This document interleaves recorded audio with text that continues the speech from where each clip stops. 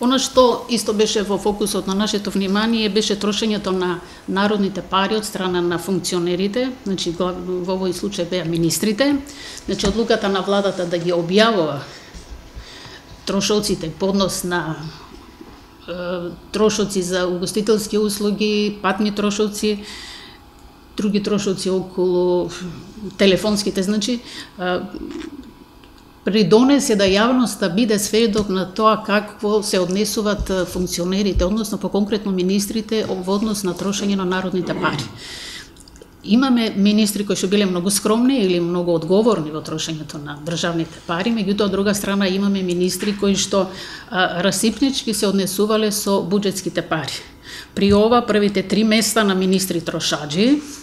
им припаѓаат на оние од редовите на ДУИ, од кои според оние објавените податоци предничи младиот министер за економија Кресник Бектеши, кој што потрошил дури 14.000 евра за 6 месеци или му доаѓа околу 2.500 евра, што у никој случај не може да се оправдат.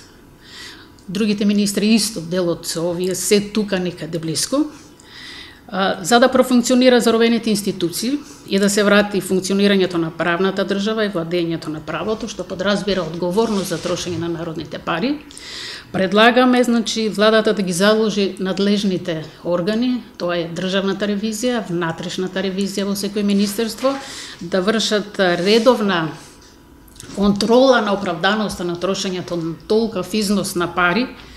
и да дадат отчетност за потрошеното, а доколку потрошат нерационално, тие пари да се вратат. Бараме да се политичка одговорност за министрите кои расипнички се однесуваат со парите на граѓаните и бидејќи тие немаат повеќе капацитет ни кредибилитет да вршат така висока функција. Да се донесе посебен акт со кој ќе се пропишат критериуми и ограничувања за трошење на државни пари за угостителски услуги, телефонски услуги, патување во странство, и она што изненадува или шокира е што иако им се плати, земат дневници за патување во странство, самите тие функционери поднесуваат извештај дека трошеле пари за угостителски услуги во странство, што е апсолутно неприфатливо и мислам дека е тоа неодговорно и од друга страна злоупотреба на она што ми е доверено. Драстично да се намали бројот на службени лица кои имаат право на така наречена репрезентација, бидејќи сега знаеме дека секој троши и пијат за ова. Да се препорача на јавните предпријатија и локалната самоуправа исто така да ги ограничат средствата за овие намени, бидејќи доколку ги погледнеме ревизорските извештаи во овие предпријатија, во јавните предпријатија, посебно овие профитабилните, и во локалната самоуправа ќе се добие истата слика. Значи, расипничко, ненаменско, неодговорно трошење на буџетските пари за угостителски услуги, односно за лични потреби.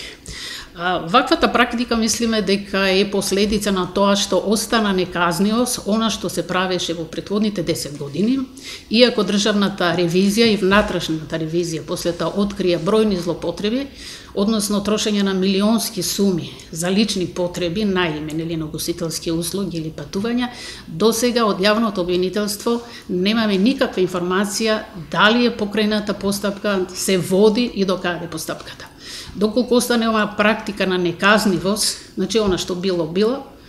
тоа се заборава, значи може со сигурност да очекуваме дека и овие министри и идните ќе продолжат таа практика.